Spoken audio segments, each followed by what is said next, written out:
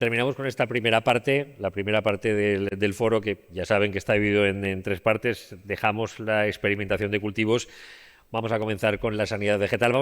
Quiero recordarles también que la jornada está siendo grabada y que en unos días estará disponible en la página web, del CSCV, para, bueno, ustedes ahora pueden ir tomando notas, pero que pueden ir recopilando también con mayor tranquilidad los datos posteriormente cuando puedan volver a ver la jornada que, como decimos, está grabada y en apenas unos días estará ya en la página web. Entramos en la parte de sanidad vegetal, exigencias de la calidad de los mercados que cada vez son mayores y no cabe ninguna duda que la ausencia de imperfecciones o defectos en los frutos forma parte de ese concepto de calidad que se viene reclamando. También existe, bueno, pues requerimientos, existe también reclamaciones en la reducción de residuos, en la minorización del impacto de los productos fitosanitarios que suponen sobre el medio ambiente y la salud de los aplicadores, y cada vez vamos más hacia ese sentido con todas las políticas que están llegando, que se están poniendo en marcha desde Bruselas. También todos ustedes saben, lo conocen mejor que yo, la cantidad de productos fitosanitarios que pueden ser utilizados es cada vez menor y frecuentemente no existen esos métodos alternativos de control. Por ello, el conocimiento de la biología de las plagas y de las posibilidades que están ofreciendo los métodos que están disponibles para su control es fundamental en el día a día, en todos los que, como ustedes, muchos de ustedes trabajan en asesores en gestión integrada de plagas. Y precisamente de eso vamos a hablar, o se va a hablar en este segundo bloque.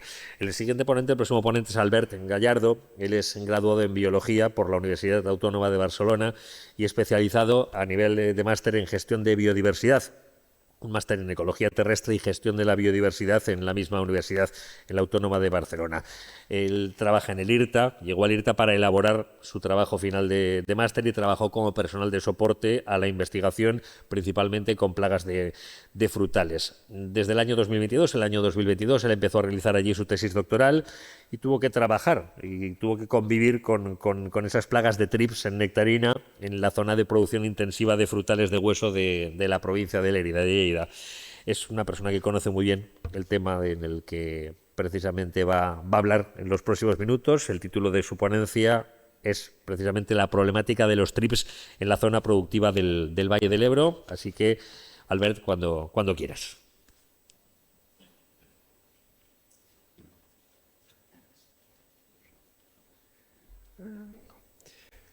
Muy bien, como ha dicho, claramente yo no vengo de la agronomía, mi origen es la biología, entonces yo vengo un poco a explicaros lo que es la base o la tónica general de toda mi tesis doctoral, que está aún en curso, que trata sobre el problema de trips en el Valle del Ebro y particularmente en la zona de producción intensiva de Lleida. Para empezar voy a hacer una introducción un poco más profundizando en qué son los trips y un poco su biología.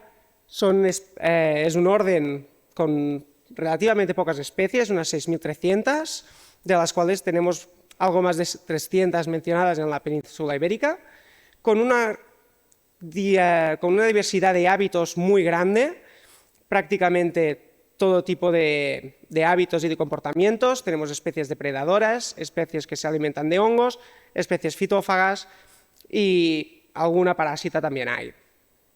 Entonces, particularmente se dividen en dos subórdenes, los tubulíferas y los tenebrantia. Como las principales especies que constituyen plagas se encuentran en el suborden de tenebrantias, me voy a centrar más en ellos. Entonces, el ciclo biológico es un poco particular. Empiezan con una fase de huevo que queda inserido dentro del tejido vegetal. Aquí en la segunda foto, no sé si se puede llegar a ver del todo, pero lo que podéis ver es una ninfa emergiendo del huevo justo al principio de su vida, y a partir de aquí pasan por dos estadios ninfales, la N1 y la N2. A partir de aquí empiezan a desarrollar estos esbozos alares, formando la prepupa y la pupa. Y a partir de aquí ya saldrá el adulto, que será macho o hembra. El macho generalmente es un poco más pequeño y a veces hay alguna diferenciación de color. En cambio, la hembra es más grande y se distingue por el hecho de tener un ovopositor en forma de sierra que le permite inserir los huevos en el tejido vegetal. Como decía, se han adaptado a una gran variedad de cultivos y de hábitos, pero aunque son presentes en la gran mayoría de cultivos y me parece que no se escapa ninguno, no siempre constituyen una plaga. Siempre están presentes, pero el hecho de decir si son plaga o no depende sobre todo de su capacidad de hacer un daño importante en el cultivo. Y este tipo de daño se suele aparecer en una cantidad limitada de síntomas. Cuando el ataque se enoja, generan estas manchas plateadas que se generan por el hecho de la muerte celular del tejido vegetal, y lo mismo pasa con las flores. En el fruto es un daño muy parecido. En este caso de aquí, esta fotografía es del daño de Caetanophothrips orchidei en naranjo, pero siempre tenemos este daño que es más estético. Realmente no acostumbra a afectar significativamente a la planta. Únicamente en el caso de las hojas sí que llegaría a tener daños muy importantes en la fisiología vegetal, pero generalmente es un daño más estético. Es un daño que no genera una problemática de calidad del producto. En el caso de nectarina podemos tener dos momentos en que el daño puede ser importante. En un primer momento, la floración, que el ataque sobre el fruto que se está empezando a desarrollar o sobre la flor nos termina generando estas cicatrices de color marrón, conocidas como scarring o como rosetting. Puede provocar malformaciones importantes en el fruto o puede provocar el aborto de la flor. Y el daño más importante en la zona de Lleida es este daño que produce la alimentación en el momento de maduración, conocido como plateado, una mancha blancuzca en la piel de la nectarina. Este daño es puramente estético, no afecta para nada a la calidad del fruto, pero aún así el mercado desecha este fruto como no comercial. A estos tipos de daños tenemos asociadas a varias especies, muchas más en el momento de floración y menos en el momento del plateado. Pero principalmente en nectarinas siempre ha destacado una especie por encima de todas las otras, y es Frankiniella occidentalis, o el trips americano de las flores, que se expandió a finales del siglo pasado por toda Europa y ha causado problemas en muchísimos cultivos, sobre todo hortícolas, pero también en nectarina, donde es la especie más asociada y que genera los daños más importantes en el momento de maduración, pero también en zonas más litorales o con un clima más templado, también en el momento de floración puede ocasionar daños muy importantes. Además, esta especie tiene mucha tendencia a generar resistencias porque la población que llegó a Europa procedía de invernaderos donde ya había sido una especie considerada invasora, de la zona este de Estados Unidos, y ahí ya se generó una selección de individuos que eran más tolerantes a los insecticidas.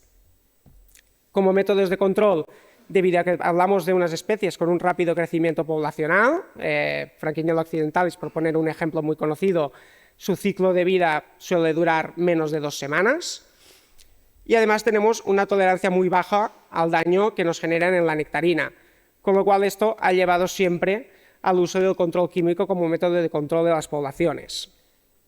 Pero la poca disponibilidad de ingredientes activos, el hecho de que hay que realizar diversos tratamientos a lo largo de la temporada, nos ha terminado generando la aparición de individuos resistentes. Esto ha pasado mucho en hortícolas y suponemos que también podría llegar a pasar en el caso de la nectarina.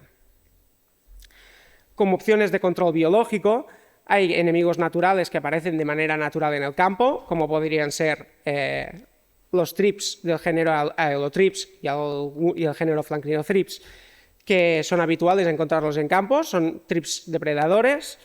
También depredadores ocasionales que son más o menos polífagos, como la crisopa, los coccinélidos y también algún sírfido.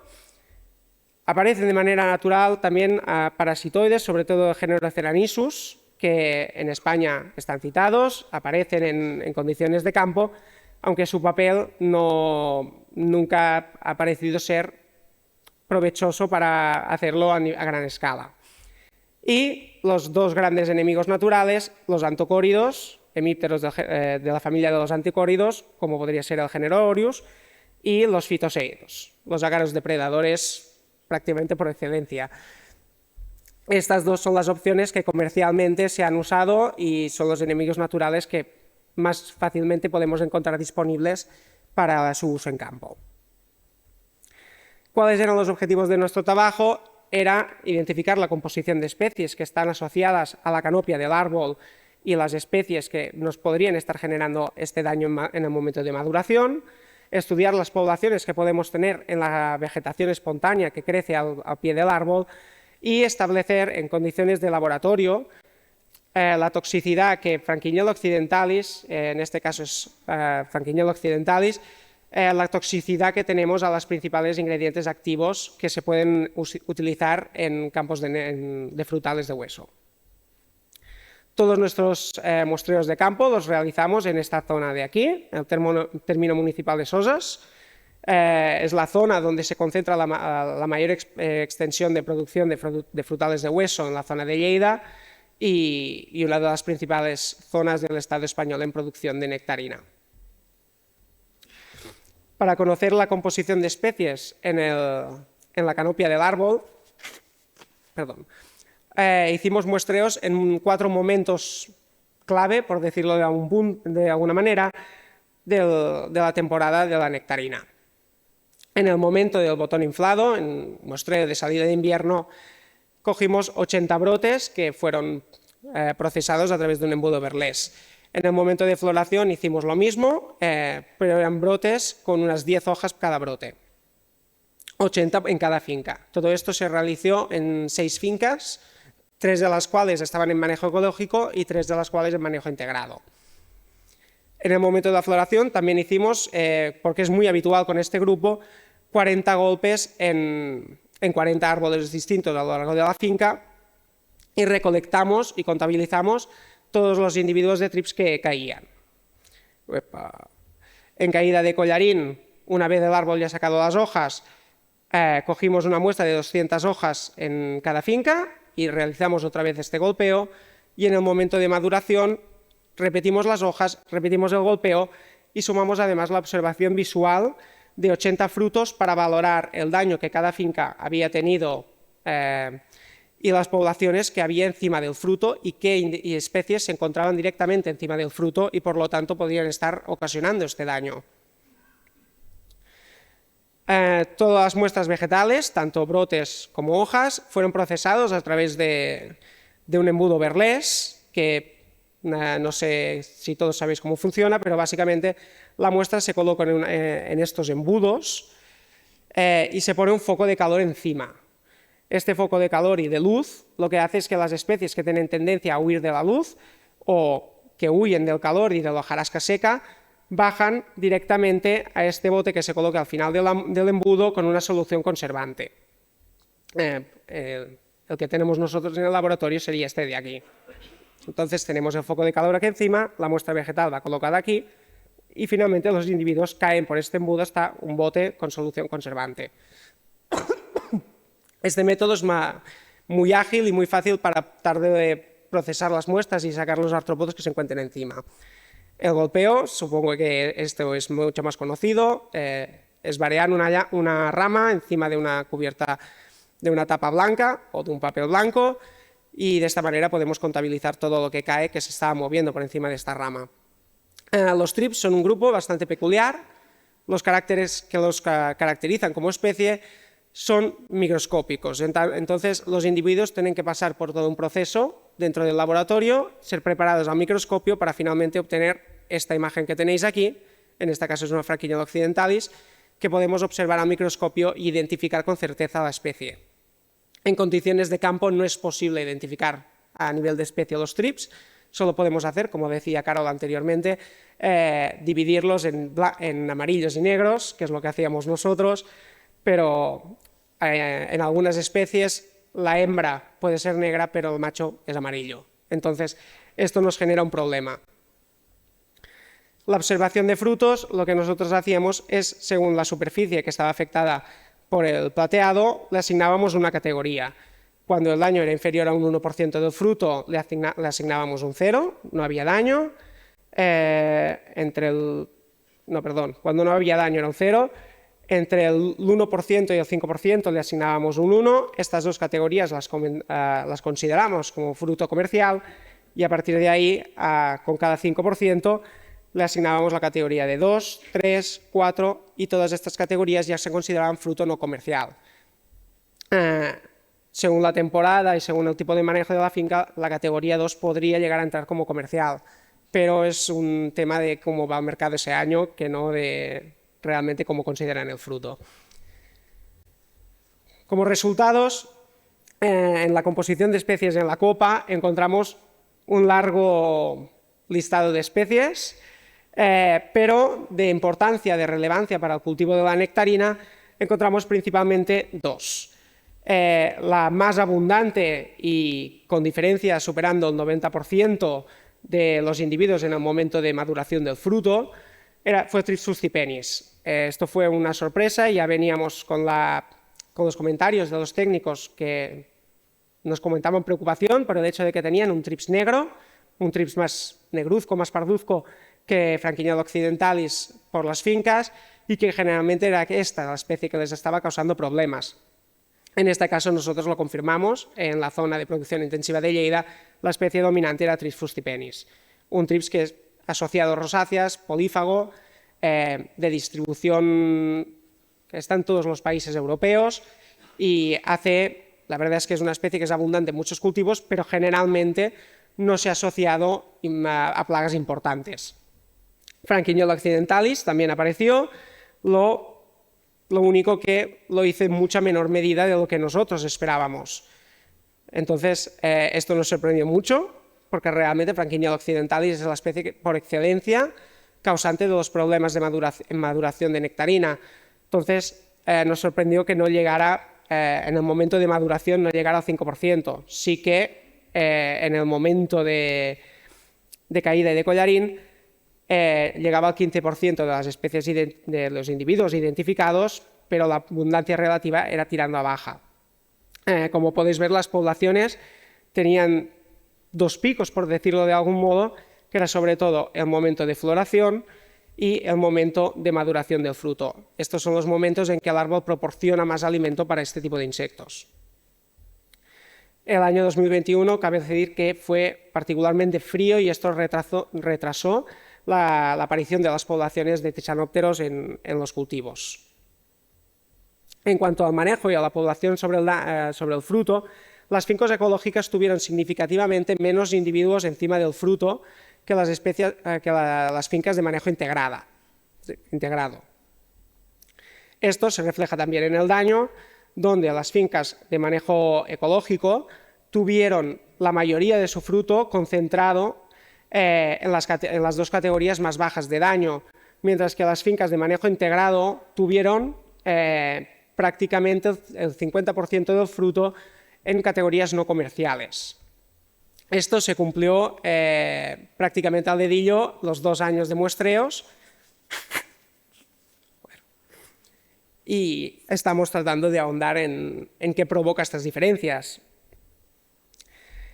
En cuanto a la dinámica poblacional que tenían los tisanópteros en nuestra zona, hicimos unos seguimientos en 10 fincas de esa misma zona de Sosas durante gran parte de la temporada. Los muestreos los empezamos el 20 de mayo y era un muestreo bastante parecido al que hacíamos en las otras fincas, lo único que golpeábamos solo 40 árboles, sí que cogíamos las 200 hojas y la observación la hacíamos solo en 40 frutos. En las fincas que he explicado anteriormente era el doble. Entonces, la dinámica poblacional que nosotros observábamos es esta. Entonces, en la línea negra podéis ver la población que caía cuando nosotros realizábamos un golpeo, los individuos que encontrábamos por árbol, y en las columnas podéis ver la población que encontrábamos en fruto. Justo en la superficie del fruto, dividido en adultos y en ninfas. Entonces, las poblaciones, pasado el momento de floración, que es cuando nosotros empezamos los muestreos, fueron bajas, bajaron incluso, y a partir de la segunda quincena de mayo empezaron a subir, llegando a su máximo en la segunda quincena de junio. Bueno, mitades de junio. A partir de aquí la población en golpeo disminuyó, pero la población aumentó en los frutos. Con lo cual, aquí tuvimos que recurrir a bibliografía que nos pudiera explicar. Tris frustipenis, que era la dominante en esta zona, es una especie poco estudiada, entonces hay poca bibliografía disponible, pero lo que sacamos de la bibliografía en conclusión es que en fincas de nectarina de la zona mediterránea, la primera observación de esta especie en las hojas se produce justo en esta zona, en este momento de aquí, más o menos la última quincena de mayo. Y que el máximo poblacional coincide con el que nosotros encontrábamos entre la segunda quincena de junio y la primera quincena de julio, y que es en este momento donde este trips abandona las hojas y se va colocando encima del fruto. Esto es un caso viene de un caso referenciado en Italia a finales de los años 90, en que también Tris frustipenis llegó a dominar las poblaciones. Para estudiar las poblaciones de la cubierta vegetal, en las mismas 6 fincas que hicimos los otros muestreos, cogimos un total de 20 muestras vegetales, que eran las 5 especies más abundantes en 4 puntos de muestreo. Estas malas hierbas las procesábamos con este mismo embudo Berlese, y a partir de aquí nosotros podíamos contar los adultos y las ninfas que encontrábamos en cada muestra de unos 100 gramos de mala hierba. Enseño solo parte de los resultados porque esto son datos que aún estamos terminando de procesar e intentando publicar, pero de las especies que más veces hemos muestreado, las que tuvieron más población de trips encima, aquí ven representados la media de adultos por 100 gramos de muestra, fueron Senecio vulgaris, Sonchus vulgaraceus y Plantago lanceolata, 3 especies vegetales que se encuentran frecuentemente en campos de frutales de hueso, al menos de Lleida. En Aragón no sé si hay muchas diferencias. Pero de todas estas especies, las únicas que tuvieron Franquinella occidentalis como la especie más abundante fueron Convolvulus arvensis, una especie que es largamente conocida y asociada a esta especie y que de hecho se había recomendado históricamente su eliminación antes del momento de recolecta del fruto. También Trifolium refens y Malva silvestris tuvieron Franquinella occidentalis como la especie más abundante. En cambio, Tris frustipenis solo la encontramos como especie más dominante en las especies del género Stellaria. Esto nos extrañó un poco. Al ser la especie más dominante en el árbol, esperábamos encontrar también muchos individuos de esa especie en la cubierta vegetal y esto no se terminó de cumplir. De hecho, fue una especie bastante rara de ver en esta cubierta vegetal. De estas 3 especies que he mencionado como las que más población de trips tenían asociadas principalmente las especies Trips angusticeps y Tenotris frithii, 2 especies que son polenófagas, se alimentan del polen de especies florícolas, principalmente asteráceas, y que no generan daños importantes, o no acostumbran a generar daños importantes en el caso de la nectarina. Solo Trips angusticeps puede llegar a provocar algún daño en floración si la población es demasiado abundante. Finalmente, para evaluar la toxicidad que teníamos en condiciones de laboratorio con una población susceptible que viene de Murcia, de la Universidad de Cartagena, lo que hicimos fue sumergir una judía de la variedad bovi en una solución de insecticida durante unos 30 segundos. Como control usábamos agua destilada. Esta judía la dejábamos secar y una vez seca colocábamos 10 hembras de Franquinella occidentalis de entre 2 y 5 días de edad, que es cuando se han desarrollado, están en su momento de mayor vitalidad, y a los 7 días evaluábamos la mortalidad que habían tenido. Evaluábamos 6 productos diferentes, el espirotetramato, espinosat, espinoteram, tafluvalinato, formetanato y acrinatrin, que son 6 de los productos más utilizados para el control de trips en la zona. Y lo que os pongo en esta tabla es la mortalidad en porcentaje que teníamos a la mitad de la dosis de campo, a la dosis de campo y al doble de la dosis de campo. Los únicos productos en los que tuvimos una mortalidad significativa fueron el Spinosad, el formetanato y el Spinoteram.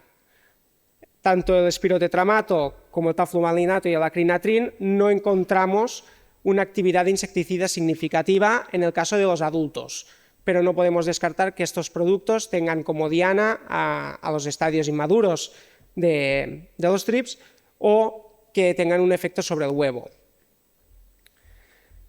Finalmente, localizamos 5 poblaciones de campo de diferentes fincas de producción de nectarina. Algunas son de la zona de producción intensiva de Lleida, hay un par que son hay una que es de la zona de Fraga y una que es de la zona de la Almunia, de aquí al lado de Zaragoza. En este cuadro os expongo las mortalidades a dosis de campo. Ninguna de estas poblaciones resultó ser resistente a los insecticidas, aunque los que mejor se pudieron evaluar fueron el Spinosad, el Spinoteram y el formetanato, debido a que los otros 3 no podíamos ajustar una recta de mortalidad. Aunque las mortalidades en las 5 poblaciones para todos los productos testados eran parecidos o eran iguales a los de la población susceptible, con lo cual nuestra conclusión es que en el caso de los adultos no existe en estas 5 poblaciones ninguna resistencia ni ninguna tolerancia. Ya como conclusiones, Trisfucipenis fue la especie dominante en la zona de producción intensiva de Lleida. Junto con Franquiniella occidentalis, esta especie es el probable causante del plateado de la nectarina. Las fincas de gestión ecológica tuvieron una menor incidencia de trips, con un menor daño y una menor población. La población se concentra mayormente en los meses de mayo y julio y llegando a su máximo a medianos de junio y extendiéndose hasta medianos de julio. Y la población en el fruto aumenta una vez ha pasado el cambio de color de la nectarina. Senecio vulgaris, Sonchus oleraceus, Plantago lanceolata y Malvis silvestris fueron las especies con una mayor población de trips. Franquiniella occidentalis es la especie más abundante solo en Malva silvestris, Trifolium repens con Bopulus arvensis, mientras que Trisfucipenis es la especie más abundante en Stellaria, en el género Stellaria. El Spinoteram, el formetanato y el Spinosad son los ingredientes activos que tuvieron una mayor eficacia en adultos de Franquiniella occidentalis, y el espirotetramato, el acrinatrin y el tafluvalinato no tienen actividad insecticida sobre los adultos cuando entran en contacto por ingesta y el tópico es más redundante, es más secundario. Pero no descartamos que tengan actividad sobre las ninfas o los huevos o que realmente el producto necesita un contacto mucho más extenso sobre el individuo. Dar muchas gracias a todo el personal de IRTA Agronums que nos ha estado ayudando durante estos años en este proyecto, que es mucho trabajo. Cooperativa de Sosas, que nos ha proporcionado las fincas y nos ha ayudado a ponernos en contacto con los agricultores. Y finalmente a vosotros por haber escuchado este buen rato. Te voy a pedir, ¿Sí? de todas formas, que no te vayas, porque hemos terminado un poquitín antes. Vamos a aprovechar si alguien tiene alguna pregunta, si alguien quiere plantear alguna cuestión. ¿Alguien se atreve? Si no, te dejamos, Albert, te dejamos descansar, ¿eh? Llevas un buen rato aquí hablando, pero si alguien tiene alguna cuestión, adelante.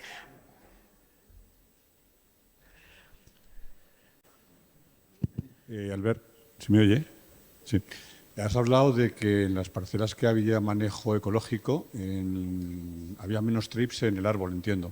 Sí. Primera cuestión que nos sorprende. Comentábamos con Dolors que algo estamos haciendo no muy bien en la agricultura convencional. Esa es una cuestión, a ver si nos puedes hacer alguna reflexión al respecto. Y la otra es, también has hablado de que habéis hecho sobre esas parcelas ecológicas y de manejo integrado el número de trips, la cantidad de trips que había en las malas hierbas. ¿Qué pasaba en la agricultura en las ecológicas? ¿También se daba esa misma reducción de trips en las malas hierbas, las plantas alimenticias de las parcelas ecológicas, o eso no se cumplía? Vale.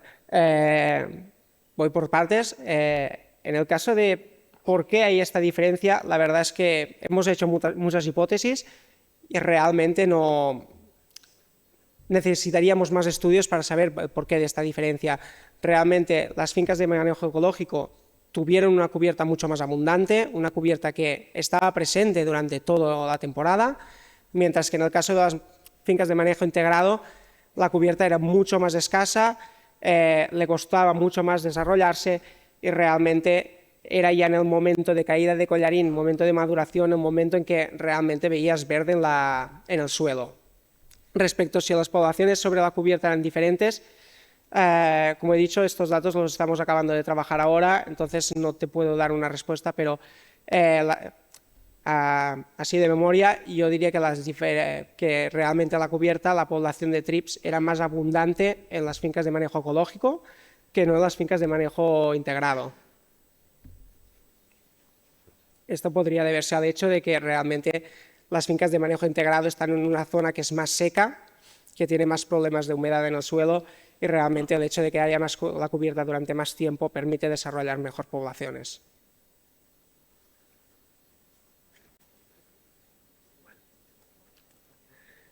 Si no hay más preguntas. Bueno, pues Albert, muchísimas gracias. Gracias.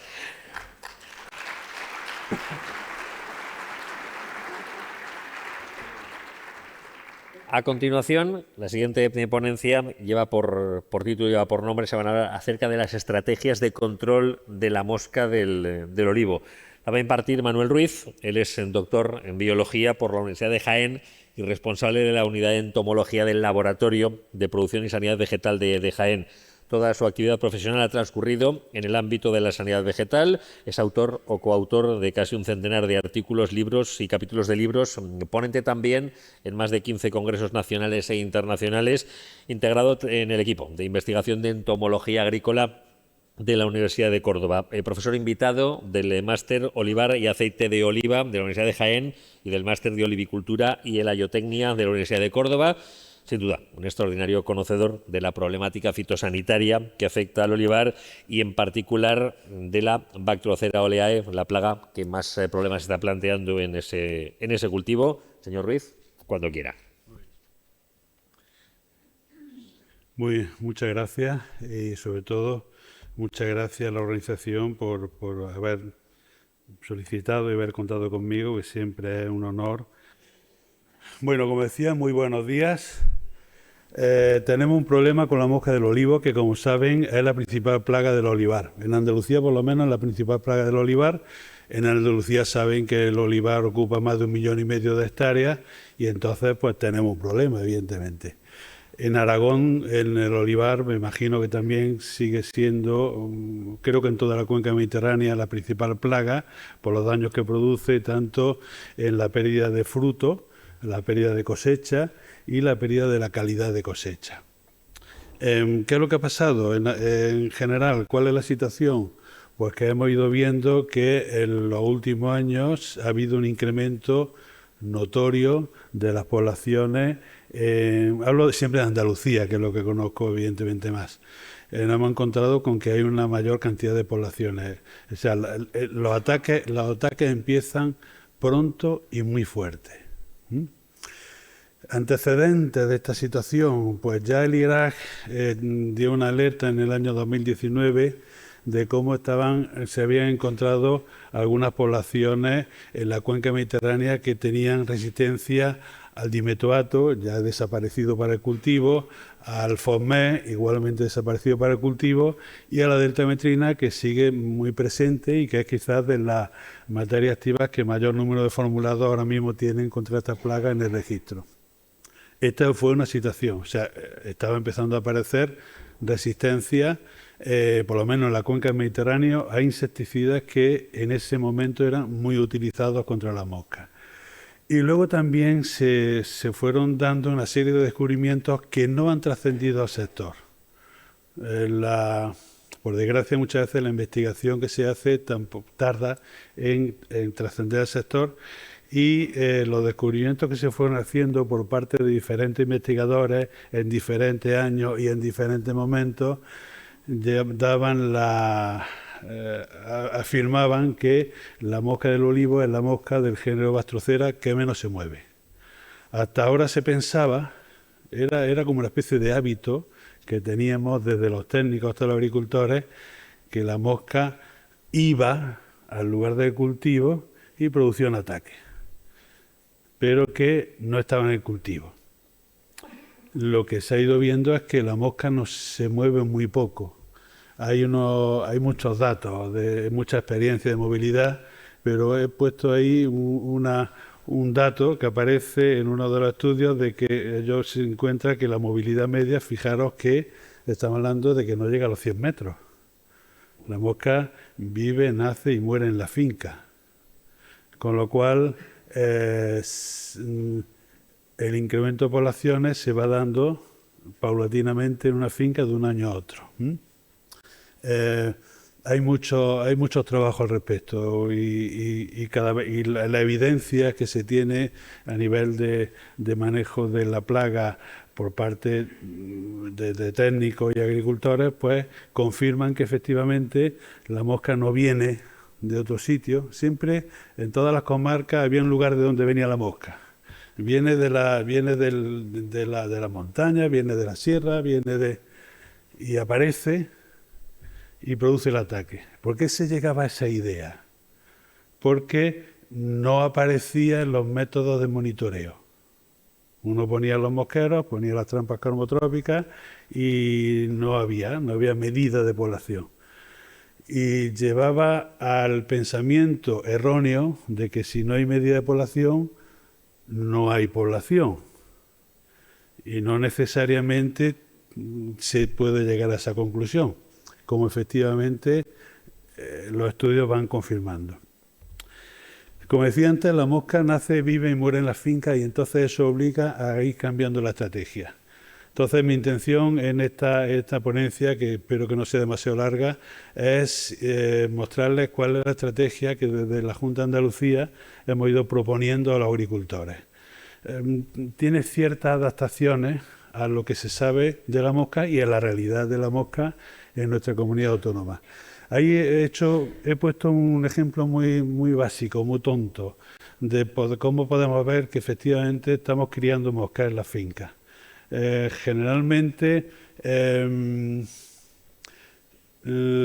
conforme, hay una finca de 1.700 kilos, se pasa a gramos, se divide entre 2 o 3 gramos, depende ya de la variedad, cuál sea el peso medio de la aceituna, y podemos tener una percepción teórica de cuál es la densidad de población. Podemos encontrarnos con que efectivamente en las fincas donde no se recoge del todo la aceituna o donde ha habido una recogida tardía y no ha habido una cosecha temprana y ha habido oportunidad de que las moscas en su última fase que están en el fruto, la L3 baje al suelo y se quede en el suelo hasta el año siguiente, pues entonces en muchas de estas situaciones que son muy frecuentes y que son muy recurrentes en general entre los pequeños propietarios, pues lo que se consigue es que vaya un incremento paulatino de poblaciones. Entonces, pues con esta situación vimos la necesidad de ir adaptando la estrategia tal y como se conocía hasta hace poco. La estrategia pivotaba solamente, sobre todo con los criterios de producción integrada, pivotaba sobre poner en marcha los tratamientos cuando se superan los umbrales. Cuando se superan los umbrales por un poco, el agricultor le da tiempo a enganchar la cuba y hacer el tratamiento. Cuando se superan los umbrales por un mucho, la capacidad de reacción va disminuyendo. La capacidad de reacción efectiva, o sea, la capacidad de poder controlar efectivamente el ataque va disminuyendo, y es lo que se ha ido encontrando en los últimos años, en muchas fincas, en muchas comarcas olivareras, que efectivamente luego estaban los comentarios propios de campo de que ya los productos no funcionan, de que se ha hecho el tratamiento, pero sin embargo parece, y es que nos estamos encontrando con poblaciones tan altas que los umbrales ofrecen muy poca capacidad de maniobra, muy poco tiempo de poder ejecutar un tratamiento efectivo. Entonces hemos visto la necesidad de introducir un pilar nuevo, que es intentar reducir las poblaciones como sea. El como sea es muy limitado, porque ahora mismo no hay muchas formas de reducir poblaciones. Están por un lado las medidas de prevención que todos conocemos, que llegan hasta donde llegan, y está también la posibilidad de ir reduciendo poblaciones, que hoy por hoy estamos un poco más reducida la variedad de posibilidades, pero que tiene interés. Y luego el control clásico de ataques. Pero en el control clásico de ataques vamos a ir dándonos cuenta de que tenemos tres líneas de defensa, 3 líneas de poder hacer y acometer el control de la mosca, que iremos viendo también. En relación a las medidas culturales, quizás la más efectiva para intentar que la plaga no incremente poblaciones de una campaña a otra es la cosecha temprana. O sea, impedir que la L3 que está en el fruto llegue a caer al suelo para producir pasar el invierno en el suelo. La cosecha temprana, por lo menos en Andalucía, cada vez se está dando más por cuestiones de calidad que todos conocen, para poder obtener un aceite de calidad y también este año en concreto hay una fiebre de cosecha temprana, según hablaba con cooperativistas en cooperativas de allí de Jaén, por cuestiones del mercado, cuestiones de precio y demás. Es clásica también la medida cultural que se basa en ajustar el abonado nitrogenado y el riego en verano. Se sabe que las hembras, para iniciar la puesta, pues necesitan y se ven favorecidas por la presencia de humedad, presencia de puntos de riego, facilitan que las hembras hagan la puesta. Y había una medida que antiguamente se hacía y que si consultan los libros de entomología del olivar que tenemos de Ruiz de Castro de los años 40, pues la plaga de la mosca del olivo prácticamente está circunscrita a unas cuantas regiones, a unas cuantas comarcas cercanas al litoral. En el interior de la península era poco frecuente, sin duda alguna porque la costumbre que había antiguamente de labrar el olivo, como se cavar los olivos que se decían en mi tierra, pues evidentemente controlaría mucho de esa población que pasa el invierno en el suelo. Hoy en día esta medida no es factible de que se pueda hacer en muchas fincas por cuestiones de condicionalidad, por cuestiones de protección del suelo y todo eso. Pero sin duda alguna, en aquellas fincas donde se pudiera hacer sin problema, pues sería también interesante. Parasitoides tienen poco impacto en la mosca. No voy a entrar ahora mismo con todas las experiencias que hay, pero tienen poco impacto. Se ha planteado el diseño de cultivo para poder albergar parasitoides. Ahí en la foto aparece Eupelmus urozonus, que puede llegar a parasitar, pero es una tasa muy pequeña. Realmente no se puede confiar el control de una población solamente a la aparición de estos parasitoides, que se ven favorecidos por la planta que aparece ahí, Ditrychia viscosa, que ayuda a consolidar las poblaciones de esos parasitoides.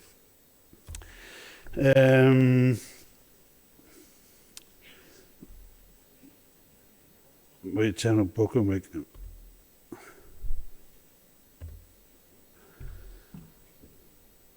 Para reducción de poblaciones ahora mismo, la reducción de poblaciones, la idea es, antes de que empiece el ataque, antes de que realmente podamos hacer un monitoreo de la plaga y verificar que se superan los umbrales y demás, intentar reducir las poblaciones que, insisto, están en la finca, no vienen de otra comarca, no vienen de otra zona, sino que están en la finca.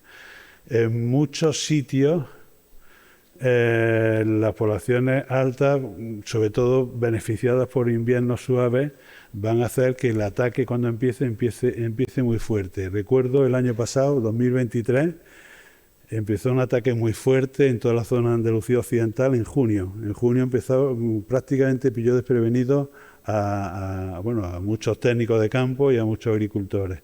Y es lo que estamos encontrando, ataques que empiezan de una manera fuerte conforme aparecen las circunstancias adecuadas. Para reducir las poblaciones ahora mismo solamente tenemos disponible el trampeo masivo.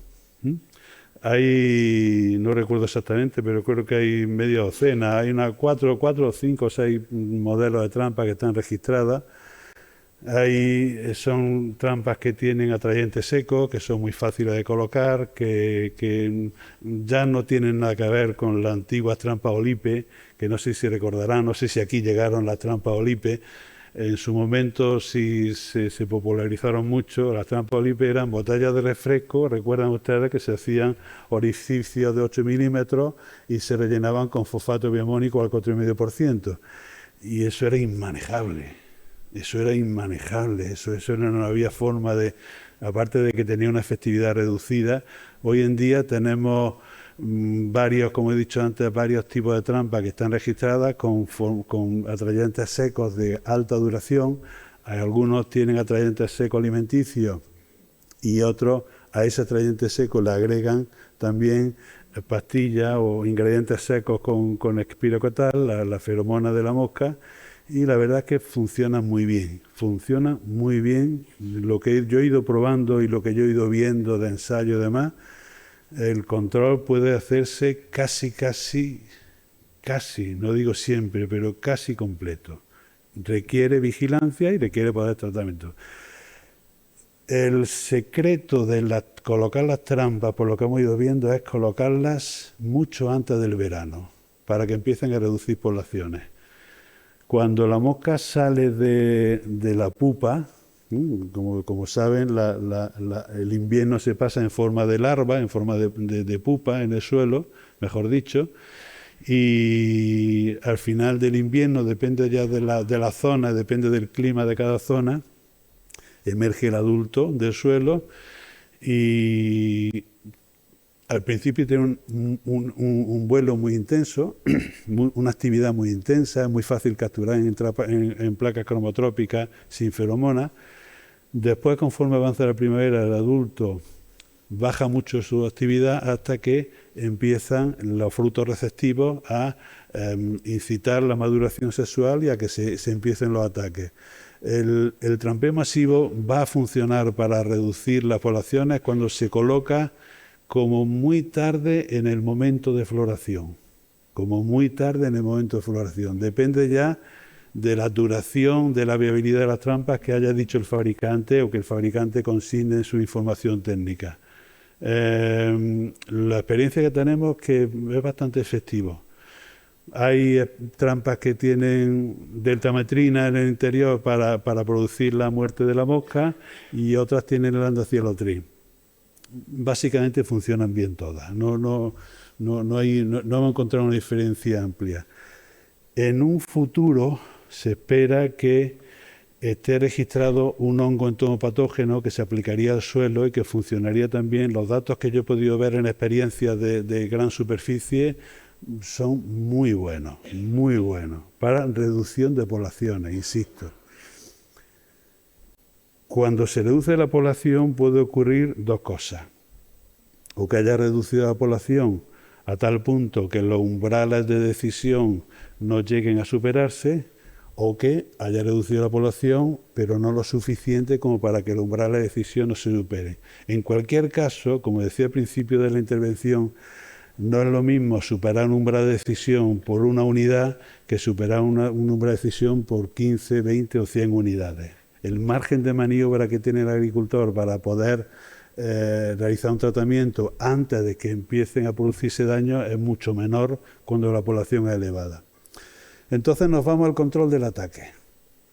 Hemos intentado reducir poblaciones, hemos reducido poblaciones y tenemos que vigilar que efectivamente podamos prever un ataque y controlarlo. Para eso están pues en el manual que se hizo del cultivo del olivo con motivo de la gestión integrada de plagas. Existen distintos tipos de umbrales, distintos procedimientos. Ese manual se hizo consensuando la información técnica que aparecía que en las distintas comunidades autónomas donde hay cultivo del olivar, pues realizaban los servicios técnicos de cada comunidad autónoma. Y podríamos decir, bueno, he destacado la figura del asesor. El asesor sigue siendo imprescindible en la agricultura. Del mundo del olivar del que yo vengo, el asesor es necesario por dos motivos fundamentales. Primero, porque sigue siendo necesario vigilar la plaga, vigilar el estado fitosanitario y poder asesorar al agricultor sobre el momento idóneo de poner en marcha un método de control. Y en segundo lugar, porque, y hablo ya del olivar, me imagino que será para todo el campo, para toda la agricultura, estamos viviendo momentos de cambio. Creo que se ha comentado aquí antes, estamos viviendo momentos de cambio climático, de cambio en la normativa, de cambio en los métodos de control que hay, y en un momento de cambio, toda la vida de Dios hecho así no sirve para nada. Sabéis que es muy típico en el campo, no es que toda la vida de Dios se ha hecho así. Pues toda la vida de Dios se ha hecho así, en un momento de cambio sirve de poco, y la figura del asesor, un asesor actualizado en conocimiento y en todo lo que la tecnología y la ciencia va aportando, es imprescindible para el agricultor. Hecha esta defensa de la figura del asesor, pues me he puesto en plan guerrillero. Y entonces he imaginado 3 líneas de defensa frente a la mosca, en función del momento en el que encontramos la población. La primera línea de defensa sería la posibilidad de utilizar tratamientos repelentes. La población está alta, ha superado un umbral de adultos, todavía no se ha iniciado el ataque y el caolín funciona muy bien. Si se aplica en su momento y de la forma adecuada. El caolín requiere mucha pedagogía frente al agricultor, porque es un método de control que muchos agricultores no lo conocen y el que vean los olivos blancos pues puede asustar y enfadar al agricultor, requiere pedagogía, pero funciona bien. Hay ahora mismo un formulado de caolín, se espera un segundo formulado de caolín con otro método de fabricación diferente y funciona bien. Hay un formulado de Beauveria bassiana, que es un hongo entomopatógeno, que tiene cierto efecto repelente, que yo los datos que he visto son muy buenos también, para evitar que el adulto inicie el ataque la hembra inicie el ataque sobre el fruto. Segunda línea de defensa. Empieza a haber las primeras picadas, con lo cual ya los adulticidas no los podría utilizar, o he decidido no repelentes, o he decidido no utilizar los repelentes, y antes de que empiece la picada utilizo productos adulticidas, tratamiento adulticida. Los umbrales me indican que tengo que utilizarlos porque han empezado la picada y tengo suficiente número de adultos. Hay la opción de tratamiento cebo. Sabéis que el tratamiento cebo pues, es mezclar insecticida con una proteína que sirve de atrayente alimenticio y se trata una parte de la finca. Suele ser pues, 2 o 3 metros cuadrados del árbol. En Andalucía tenemos la opción de hacer tratamiento cebo aéreo. Ahí están autorizados, se consiguió que se pudiese autorizar con una serie de requisitos administrativos y burocráticos que hacen que, pese a la directiva europea, se pueda utilizar. Pero el problema que tenemos con los tratamientos aéreos es que solamente hay una materia activa autorizada para uso aéreo, que es el Spintor cebo, el Spinosad. Es una formulación de Spinosad distinta de hortícola. Y la efectividad cada vez más reducida. En California ya hace años sacaron resistencia de la mosca del olivo al Spinosad y entonces la efectividad es más reducida. El coste por hectárea es infinitamente menor que en otros métodos de control, pero es más reducida. Funcionaría en lugares donde no haya una intensidad de ataque alta. Donde hay una intensidad de ataque alta, se queda corto. Y luego tenemos tratamientos terrestres totales, que lo que hay autorizado como adulticida en tratamientos de terrestres totales son distintos formulados de piretroides y el formulado de Depoveria bassiana que he comentado antes, que es un hongo que tiene efectos sobre los adultos. ¿Criterios para elegir? Pues depende de la combinación con otro a lo largo del ciclo del cultivo, la combinación que vaya a hacer de uso de formulados con otras plagas. Sabéis que hay muchos formulados que solo admiten un tratamiento al año, 2 tratamientos al año, y en función de que tenga cultivo ecológico o no tenga cultivo ecológico. Última línea de defensa. Se me ha pasado el arroz para el tratamiento repelente, se me ha pasado la posibilidad de controlar adultos y ya se ha iniciado la puesta. Ya tengo un porcentaje relativamente importante de aceitunas que tienen un inicio de puesta. Tenemos posibilidad de utilizar tratamiento larvicida. O sea, hay 2 formulados, acetamiprid o flupiradifurona, que tienen acción sistémica y que tienen una acción larvicida bastante buena. Bastante buena en los primeros estadios. Sabéis que hay tres edades larvarias, pues en los primeros estadios, en la L1 y casi L2, funcionan bastante bien. ¿Problema que tienen? Plazo de seguridad.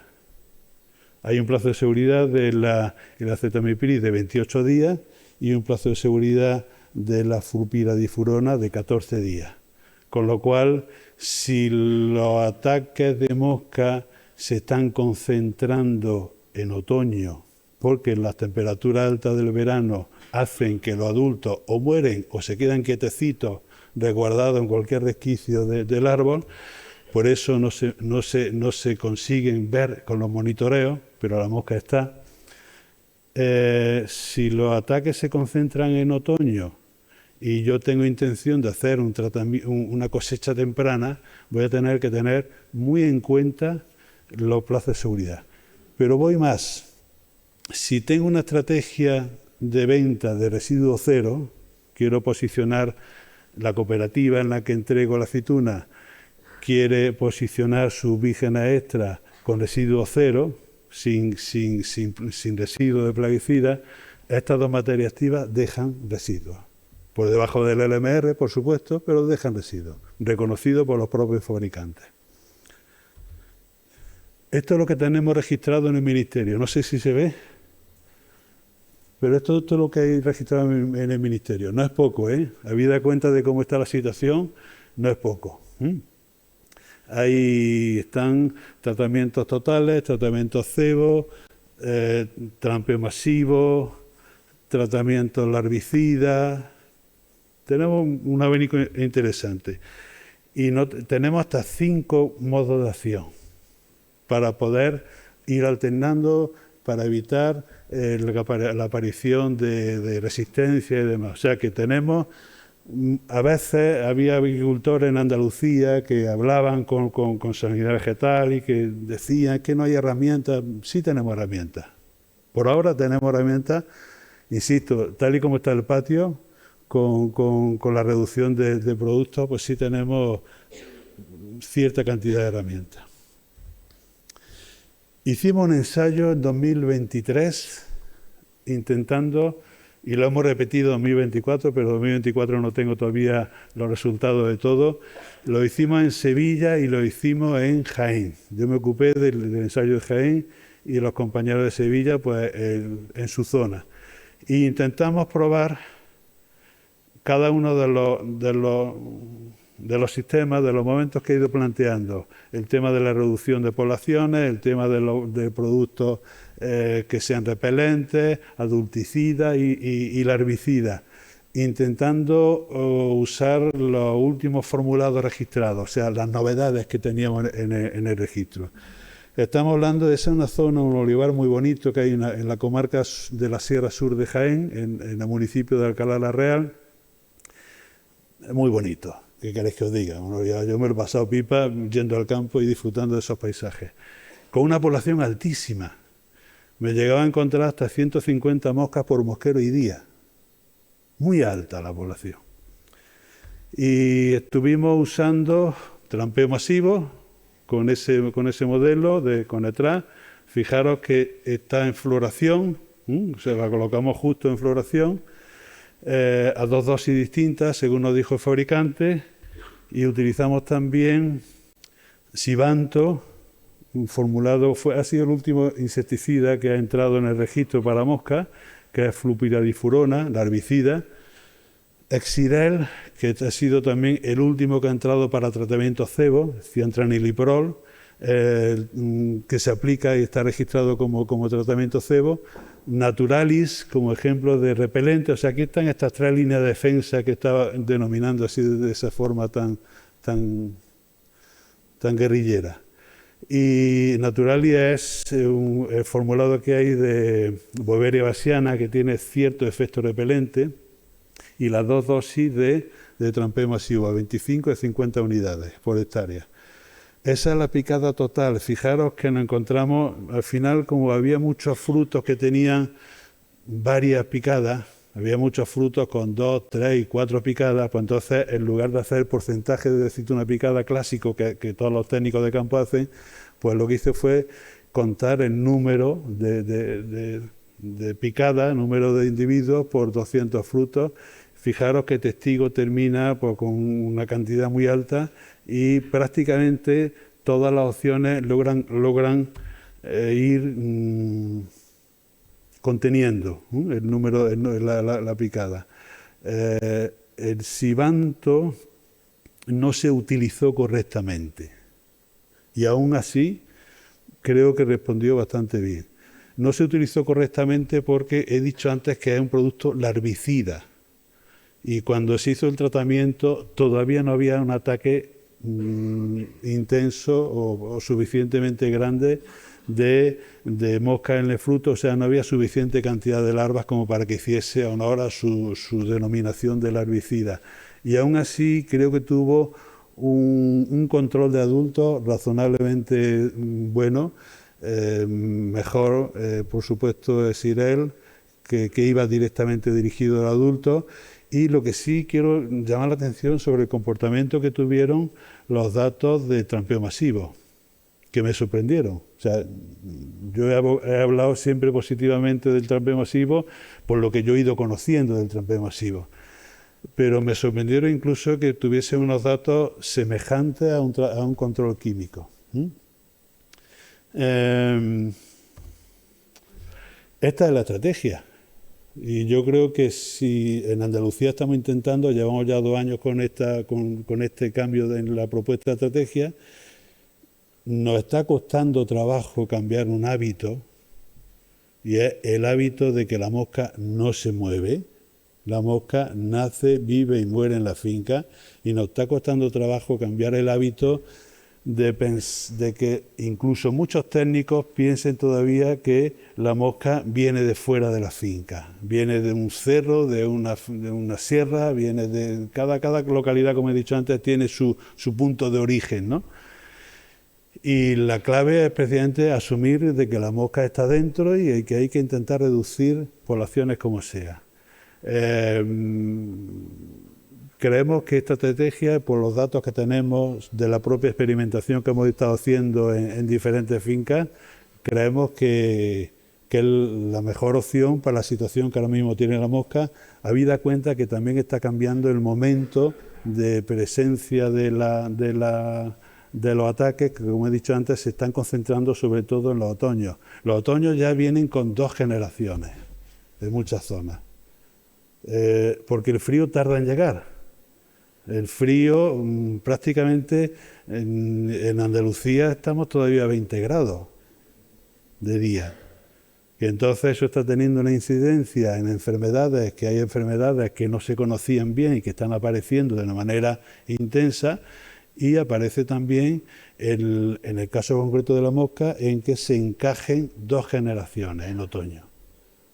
Con lo cual, la población para la siguiente campaña se incrementa muchísimo. Bueno, pues esto era lo que quería comentar. Muchísimas gracias.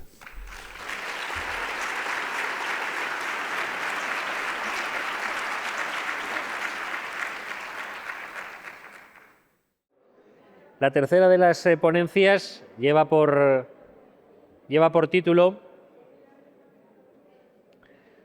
La resistencia genética a las enfermedades, las rollas del trigo. La impartirá Jaime Nolasco Rodríguez. Él es doctor en Ingeniería Agrónoma por la Universidad de Sevilla.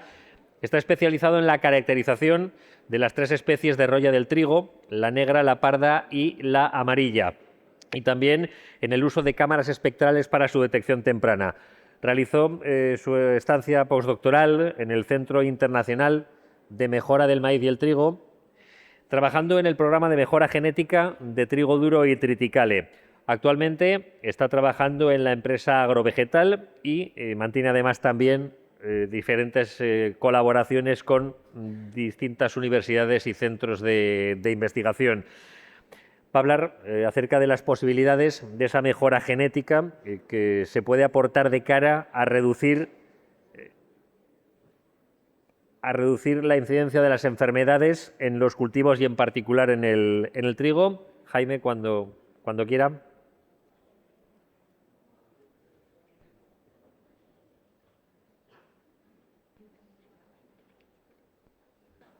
Buenos días. En primer lugar, agradecer a este foro técnico de la sanidad vegetal por la invitación. Y bueno, como bien ha dicho, hablaré en esta ponencia sobre la resistencia genética a las enfermedades. En concreto, a la resistencia de las variedades de trigo a las enfermedades o a los distintos tipos de enfermedades como son las rollas. Me gustaría hacer hincapié en la importancia de tener o de crear nuevas variedades resistentes a este tipo de enfermedades y en la importancia también de los agricultores para que siembren estas variedades resistentes. A la hora de crear una variedad, yo que trabajo en agrovegetal y nos dedicamos a crear variedades de trigo, pues nos centramos en 4 parámetros fundamentales. Son como las 4 patas de una silla. Estos parámetros son la productividad, es decir, aumentar los kilos por hectárea, es fundamental. También es muy importante la calidad del producto. Es también igual de importante la resistencia a los estreses abióticos, es decir, que la variedad sea adaptada a la zona, bien a golpes de calor o a sequía o a golpes de frío, a diferentes tipos de suelo, etc. Y hoy especialmente vamos a hablar de que estas variedades tienen que ser resistentes a estreses bióticos, es decir, a diferentes plagas o en este caso diferentes enfermedades. ¿Por qué nos centramos en esta ponencia en hablar sobre las rollas? Pues como dice este dato del Centro Internacional de Mejora de Maíz y Trigo, las rollas, los 3 tipos de roya que tiene el trigo, que son la roya parda, la roya del tallo o roya negra y la roya amarilla, son las enfermedades que más incidencia y más pérdidas de producción crean en el trigo a nivel mundial. De hecho, entre las 3 enfermedades se estima una pérdida de producción de 48 millones de toneladas al año. Esto es más del 6% de la producción mundial de trigo. Por suerte, en los últimos años o en las últimas décadas hay varios organismos internacionales de investigación que están centrados en atacar a esta enfermedad y en combatir su virulencia. Podemos destacar, por ejemplo, el Global Rat Reference Center, que es un centro de investigación de primer nivel aquí europeo, o en Norteamérica el BORLOG Global Rat Initiative, son los dos bastante parecidos y centros muy punteros en la investigación contra la roya. Y también los programas de mejora de tanto de ICARDA como del CIMI, que son organismos públicos de creación de nuevas variedades, están haciéndole cada vez más hincapié a combatir estas enfermedades, porque estamos viendo que son enfermedades bastante importantes en este sector. Gracias a la labor de estos centros de investigación y organismos de mejora, actualmente conocemos decenas de genes de resistencia frente a los 3 tipos de rollas.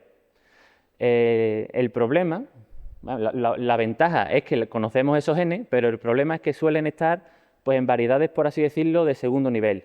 Variedades locales o variedades que ya no compiten con las variedades comerciales actuales, o incluso no están en trigo, sino que están en parientes silvestres del trigo. Entonces, no se pueden utilizar directamente estas variedades de forma comercial, pero al estar localizadas, luego veremos cómo podemos introducir estos genes en las nuevas variedades. Centrándonos aquí en España, podemos destacar que hasta mediados del siglo XX la enfermedad que más problemas dio a los agricultores era precisamente la roya del tallo, o roya, también conocida como roya negra. Aparecía principalmente en las zonas de las provincias de Gerona o de Cádiz y poco a poco iba colonizando el resto de la península. De hecho, en los meses a mediados de mayo, ya a final del ciclo, pues prácticamente había roya del tallo si la primavera era lluviosa y cálida, en todas las zonas de la península. Gracias a la labor de varios investigadores que crearon variedades con genes de resistencia a esta enfermedad, pues esta roya en los años 50-60 quedó prácticamente erradicada aquí en Europa. En la segunda mitad del siglo XX aparecieron dos especies de roya que no había antes con una asiduidad, no había antes de forma asidua, pero aparecieron cada vez de forma más continua, cada vez más años, que eran la roya amarilla y la roya de la hoja. Al principio aparecían de forma esporádica o no había grandes pérdidas de producción, hasta que en el año 2012 hubo una mutación, más que una mutación, es que apareció una nueva raza de roya amarilla llamada Warrior, que esta raza, como bien comentó Javier en su ponencia, puede tener efectos de merma de producción de hasta el 40% y afecta a varias variedades comerciales. Y en roya de la hoja, en el año 2013, pasó algo bastante parecido. Teníamos un gen de resistencia que era muy efectivo, de hecho era el buque insignia de los genes de resistencia a la roya de la hoja, que es el gen LR14A, y la mayoría de las variedades comerciales tienen introducido este gen, pero una mutación de una raza de roya de la hoja venció este gen y hizo que la mayoría de las variedades fueran susceptibles. Esto provocó que desde principios del siglo XXI hasta ahora pues nos vemos obligados a hacer continuos tratamientos fungicidas, algunos años hasta 2 y 3 tratamientos fungicidas. Y en un cultivo con las rentabilidades tan bajas como los cereales, pues muchas veces no salen las cuentas. Por eso, desde las empresas que nos dedicamos a sacar nuevas variedades, tenemos que tener el hándicap, otra vez, de volver a crear variedades resistentes a estas enfermedades. Y por eso hago tanto hincapié en esto. Además, en el año 2017-2018, apareció de nuevo esta roya del tallo o roya negra que hacía desde los años 50 que no aparecía. Y lo que al principio eran pequeños focos de infección, ahora ya se ha convertido en una auténtica plaga, una auténtica epidemia. Más adelante comentaré el porqué. ¿Cómo sabemos si las variedades que sembramos son resistentes o susceptibles a las enfermedades? Pues bien, gracias al registro de la Oficina Española de Variedades Vegetales, a las recomendaciones de las comunidades autónomas y a los datos de GENUCES publicados, vemos cómo el agricultor tiene información de las variedades comerciales y de si son resistentes o susceptibles a estas enfermedades. Esto está muy bien, pero incluso se podría mejorar si, además de saber si las variedades son resistentes o susceptibles a las enfermedades, conocemos exactamente a qué raza de esas enfermedades son esas variedades resistentes o susceptibles. Porque no hay una sola raza de roya de la hoja o de roya amarilla. De hecho, como veremos ahora, hay varias. Y esas razas predominan en una zona del país u otro. Entonces, el agricultor que tiene sus fincas en una zona debería saber si esa variedad que va a sembrar es resistente a la raza que predomina en su zona. Centrándonos un poco en los tres tipos de roya, podemos decir que la roya amarilla, en condiciones favorables, primavera más o menos cálida y lluviosa, suele aparecer a finales de febrero, del mes de febrero. Y la forma, como hemos comentado, más efectiva y más económica de pararla y de mermar las pérdidas en rendimiento, pues son utilizando variedades resistentes. Como comentamos, en el año 2011-2012 apareció la nueva raza de roya amarilla, la Warrior, que no es ni de por aquí. De hecho, esta raza de roya se originó en la zona del Himalaya. Pero en un mundo tan globalizado, pues en apenas 2 años, como podemos ver en el mapa, ya estaba expandida por prácticamente toda Europa. Debido a este problema, tanto de roya amarilla como de la roya de la hoja, como de la nueva roya del tallo, pues se decidió hacer a nivel europeo la creación de un proyecto llamado RushWatch. Este proyecto consistía en que prácticamente técnicos, todo el mundo, técnicos de cooperativas, investigadores, centros de universidad, los organismos públicos, empresas privadas de toda Europa que tuviéramos fincas o zonas con rollas, con cualquier tipo de rollas, le enviáramos estas muestras a este organismo, al Global Rat Reference Center, para analizar el ADN de esta enfermedad y así saber qué raza teníamos en nuestra zona y cómo de extendida estaba esa raza por el territorio. Gracias a este organismo, pues hemos podido descubrir que de roya amarilla tenemos 5 razas diferentes en España y además están muy bien determinadas por zona. De esas 5 razas, 3 de ellas son bastante poco virulentas, no dan problemas, pero 2 de ellas son las que hemos mencionado anteriormente, que son las Warrior, que esas razas son las que afectan prácticamente a la mayoría de las variedades comerciales. En roya de la hoja, pues normalmente con las condiciones climáticas favorables aparece un poco después de la amarilla, aparece sobre mediados del mes de marzo, y de esta roya conocemos más de 80 genes de resistencia. Es muy curiosa porque no valen los mismos genes de resistencia de roya de la hoja para trigos duros y para trigos harineros. Tienen sus genes específicos para variedades de trigo duro y sus genes de resistencia específicos para variedades de trigo harinero, o de trigo blando, mejor dicho.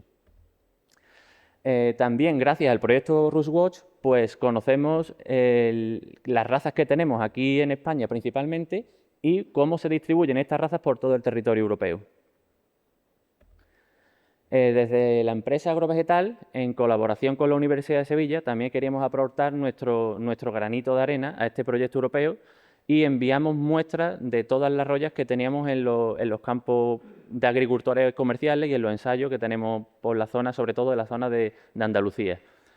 Allí en el proyecto RusWatch nos indicaron las razas que teníamos y aparte utilizamos todos los genes de resistencia conocidos a estas razas. O sea, utilizamos todos los posibles genes de resistencia conocidos y en condiciones de laboratorio, de invernadero, conseguimos averiguar qué genes de resistencia eran efectivos frente a las razas que había aquí en España. Una vez que teníamos marcados o fijados los genes de resistencia que eran efectivos a las razas, en este caso, de roya amarilla y de roya de la hoja, intentamos introducir estos genes de resistencia en nuestras variedades. Y por eso y una vez hecho eso, llevamos estas variedades o estas líneas avanzadas a ensayos de campo en condiciones reales y la verdad que los resultados fueron bastante gratificantes. Además, a raíz de esta colaboración con la Universidad de Sevilla, pues conseguimos identificar una nueva raza de roya de la hoja, que es esta, la Puccinia triticiduri, que es muy característica por una forma diferente de las teliosporas, de las pústulas, perdón, y además por la rápida aparición de las teliosporas. Esta nueva raza de roya de la hoja solo afecta a trigos duros, a variedades de trigos duros, y puede crear una merma de producción en torno al 20 y el 30%. En el año 2020 sí fue un problema, pero desde el 2020 hasta ahora la verdad es que no se ha vuelto a ver en grandes cantidades, precisamente creo que porque la roya negra o roya del tallo le está quitando el terreno.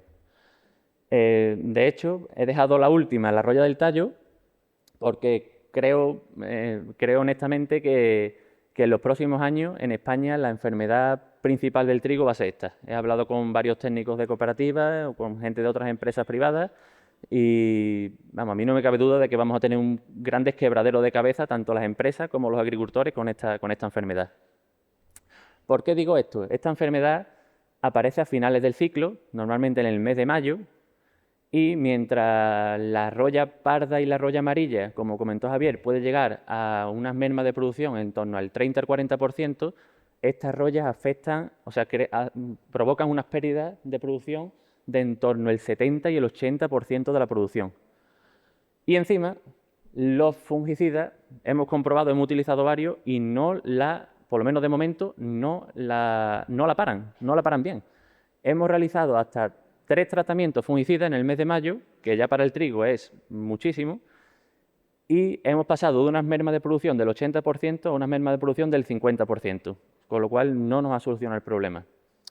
Por si fuera poco, en zonas cercanas de España, como por ejemplo Sicilia o la zona norte de África, tenemos nuevas razas de roya, que son la UG99 y la raza siciliana, que son aún más virulentas a esta raza a esta raza española de roya del tallo.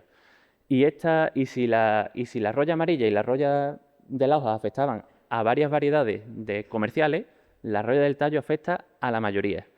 De hecho, por poner algunos ejemplos, las variedades más sembradas de trigo duro y de trigo harinero, trigo blando, en España, que son Atoris y Tocayo, son muy susceptibles a estas razas de roya del tallo.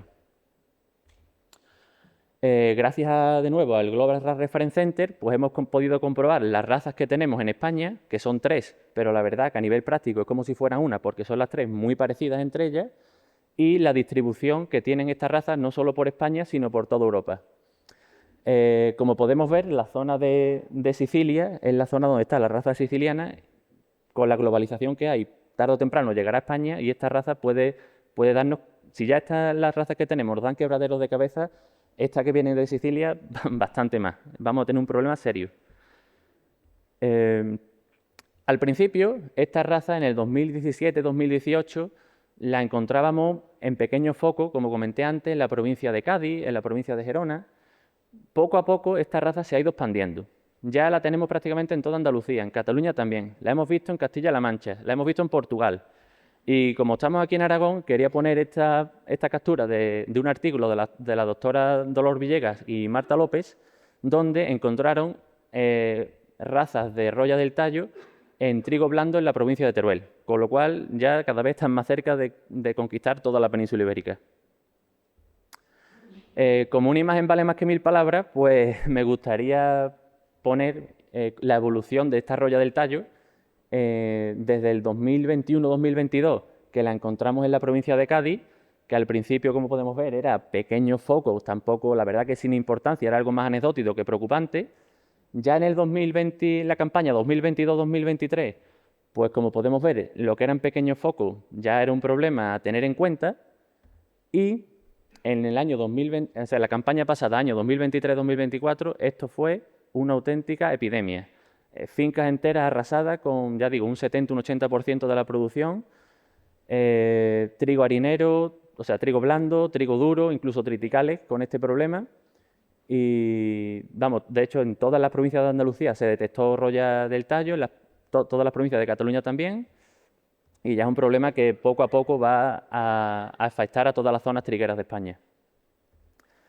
En las imágenes de antes se veía bien la enfermedad, las pústulas de la enfermedad, pero creo que esta imagen se ve mucho mejor, así vista desde fuera, en una parcela, cómo afecta esta enfermedad. Yo, de hecho, creo que esta es la diapositiva que puede resumir mejor esta ponencia, que es una foto de este año, de mayo de 2024, concretamente, principios de mayo, en la provincia de Sevilla, un ensayo pues con 2 variedades, una al lado de otra, repito, una de ellas, la variedad Tori, la más sembrada de trigo duro, y con unas mermas de producción, como podemos ver en la imagen, de un 70, un 80%, o sea, prácticamente arrasada. Y, por suerte, no está todo perdido, porque al lado tenemos una variedad, en este caso la variedad Don Ricardo, con genes de resistencia a roya del tallo introducidos, donde apenas vemos merma de producción. Esta foto, vamos, estaban las variedades una al lado de otra y la foto es del mismo día y las diferencias pues son notables. Por eso hacía hincapié en crear variedades resistentes a estas enfermedades, sobre todo en este caso a la roya del tallo, y a la siembra de los agricultores de estas variedades resistentes, porque como tengan este problema, que lo van a tener, pues yo de momento no veo otra solución. Y bueno, para comentar brevemente cómo hacemos esto o cómo introducimos estos genes de resistencia en las variedades, os comentaré que lo primero, como dije antes, es conocer qué razas concretas tienes en tu zona o tienes en la zona donde vas a sembrar la variedad.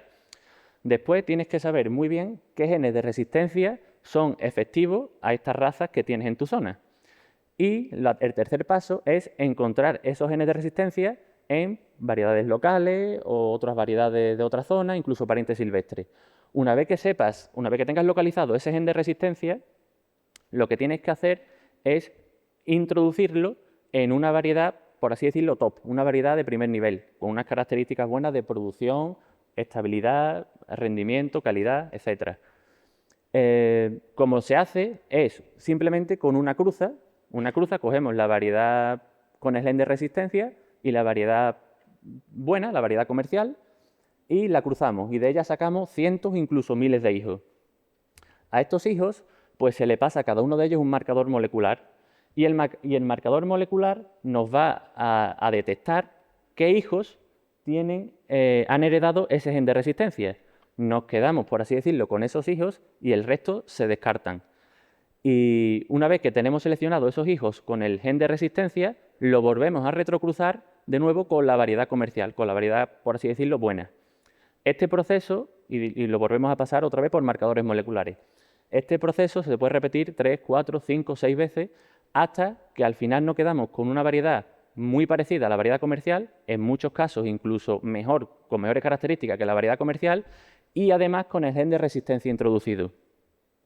Estoy diciendo variedad, pero realmente la palabra correcta sería líneas avanzadas, porque todavía no es una variedad. Variedad sería después.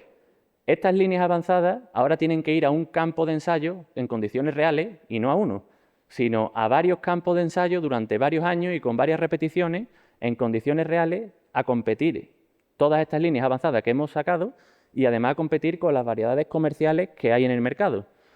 Porque si tú tienes una variedad resistente, pero la variedad no da los kilos por hectárea que se espera o no tiene la calidad que se espera, tampoco vale de nada. Y gracias a eso, pues conseguimos, como pasé en la diapositiva de antes, conseguimos tener una variedad que es resistente, que está adaptada a la zona, que da una producción elevada de kilos por hectárea y que además tiene una calidad competente. He puesto esta imagen de trigo, que son trigos duros, pero lo mismo pasaría con trigos blandos. Por ejemplo, tenemos la variedad Tocayo, que es la más sembrada de trigos blandos en ciclo de primavera de España y es susceptible a la roya del tallo. Y hemos conseguido, o se ha conseguido, sacar variedades de trigo blando resistentes a esta roya, a la roya del tallo, como son las variedades Rota o Niebla, por ejemplo. Y en triticales igual, en triticales se han conseguido variedades resistentes como Bondadoso, Saleroso, que son resistentes a este tipo de enfermedades de roya. Y nada, espero que os haya gustado la ponencia y muchas gracias por vuestra atención.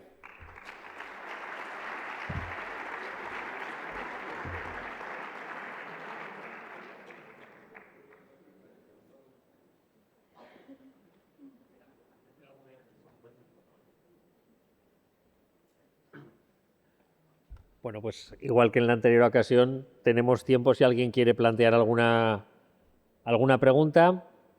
No sé si hay alguna pregunta para Jaime. Si no, sí, hay una. Hola, buenas. Muy interesante, gracias. Yo quería gracias. saber a nivel, como de otras, como por ejemplo en herbicidas, que se sabe cuántos años puede tardar una empresa en sacar un herbicida y cuánto puede costar. Aquí, por ejemplo, ¿tendrías alguna cifra de esa característica? Pues la verdad que eso es el kit de la cuestión, es una cosa muy importante y la verdad que yo creo que todas las empresas que nos dedicamos a esto, lo que intentamos es efectivamente tener el producto lo antes posible. Pues normalmente hacemos 2 ciclos por campaña, o sea, hacemos dos ciclos por año y si tenemos la variedad ya fijada y lo que queremos es introducir solamente un gen, y por ejemplo lo hacemos en 6 pasos, serían 3 años. Pero si queremos sacar una variedad desde cero, normalmente se tardan, 3 años y después iría a los ensayos, que son 2 o 3 años más. O sea, se puede tardar 5 o 6 años. Y si queremos sacar la variedad desde cero, normalmente se suelen sacar, o sea, pasan al ensayo en una F10, que son 5 años, más 2 o 3 años, tardaría 7 o 8 años. O sea, respondiendo a la pregunta, puede tardar desde 5 o 6 años como poco hasta 8 o 9 años como mucho. Efectivamente es un tiempo, pero aquí no hay magia y si queremos una variedad resistente a las enfermedades, tardan unos años en salir. No podemos tener una variedad de un año para otro. También comentar que se me ha pasado que hemos hablado de la roya por la importancia que tiene o que está teniendo la roya en el trigo en los últimos años, pero se podría hacer con todas las enfermedades, con el Mintiosporum, Sectoria, Oidio, Malletiola. Podemos trabajar cualquier enfermedad.